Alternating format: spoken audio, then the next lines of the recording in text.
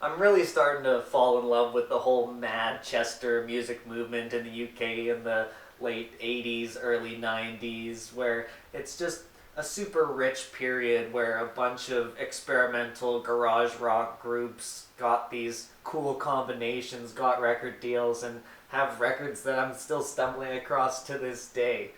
In today's case, we've got some 50s rock influence combined with some more up-to-date hip-hop inspired drum beats and some 70s psychedelic organs being played on top of it all, kind of tying the whole sound together that the Inspiral Carpets have kind of come to be known for. The band was formed back in 1983 by Stephen Holt and Graham Lambert, but for this review I'm going to be focusing on the lineup from 1989 onward, which still had Lambert on the guitar, but had Tom Hingley as the vocalist, Martin Walsh on bass, Craig Gill as the drummer, and Clint Boone as the organist.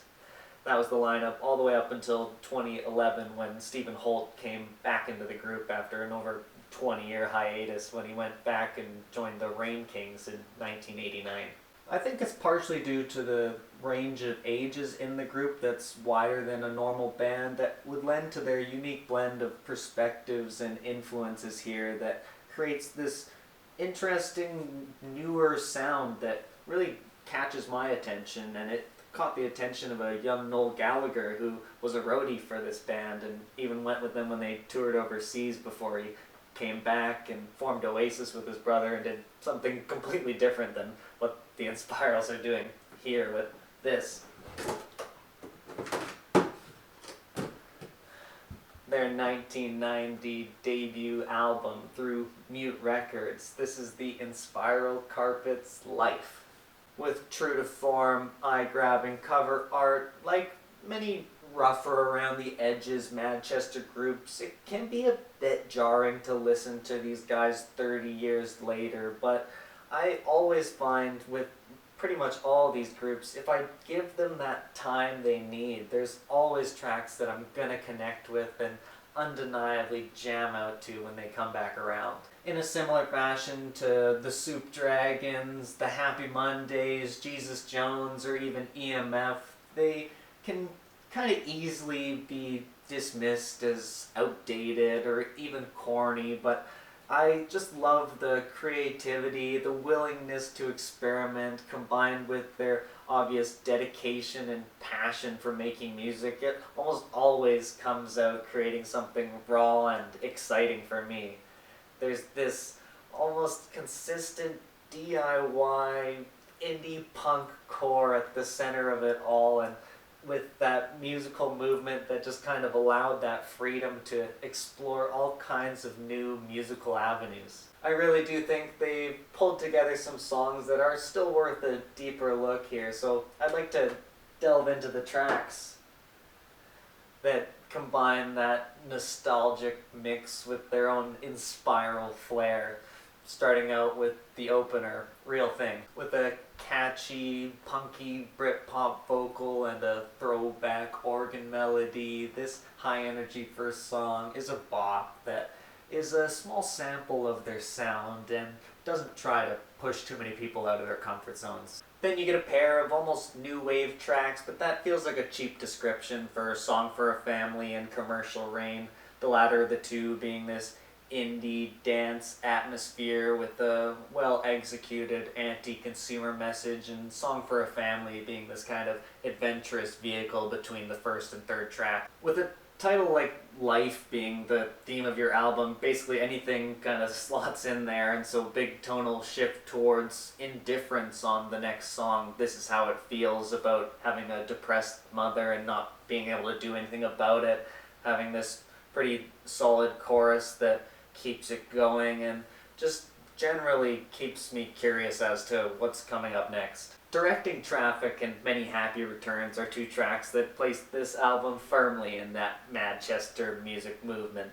They've perfectly encapsulated the energy of that time with a grittier edge and this song that goes through these great phases led by fun bass lines and whiny, tinny synths. Jumping over to the marching beat and the moving vocal melodies on the strangely memorable She Comes in the Fall. It's one of those songs that really stands out in the middle here, even after those many, many listens. Monkey on My Back is a fairly standard, danceable garage rock piece, and Inside My Head is more of a pop rocker with a better tempo that complements these Doors-like organ lines. They're unfortunately surrounded by a couple of not super memorable, kind of tiring tracks that cause the album to sputter a little bit in the middle. Luckily, the final 4 tracks here are super solid with the excellent jammier weakness leading you into the grand, harmonious choruses and contemplative lyrics on Biggest Mountain. Then we've got more of a classic cool down feeling on I'll Keep It in Mind that leaves you at the darker, more industrial closing track, Sackville.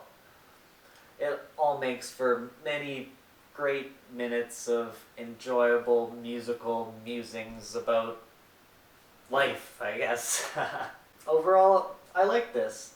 Like I said, it took a few listens for me to really sink my teeth into it, but once you get past the cornier moments and the few lulls in the track list, it comes together pretty cohesively regardless of that and ends you off with a pretty satisfying result, I'd say.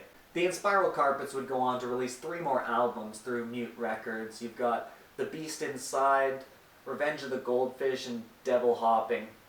I found The Beast to have a really strong start but kind of end up droning off near the middle. I found Devil Hopping to be a little more difficult to get into but closed out really solid, and I recommend anyone who enjoys this project to at least check out Revenge of the Goldfish, because I think that's probably either their best or second best after this. The band had a hiatus period between 95 till about 2003 when they started touring kind of sporadically up until Stephen Holt made his return in 2011.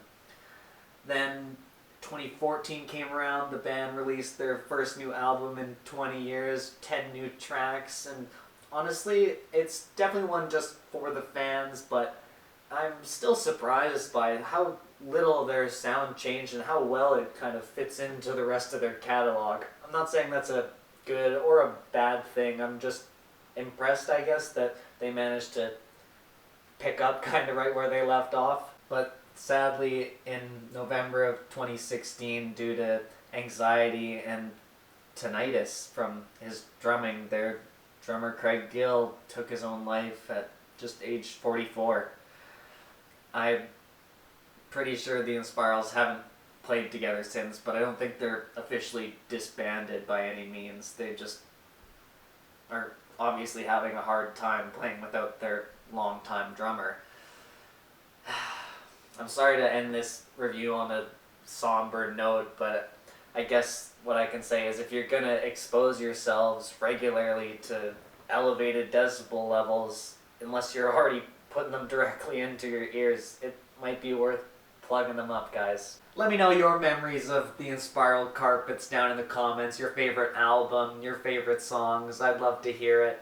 Maybe check out this Soup Dragons review if you're feeling that Madchester vibe, or this one that YouTube thinks you'll like.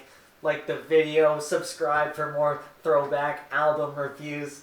Thank you so much for watching. Have a great week, guys. You don't walk, you crawl.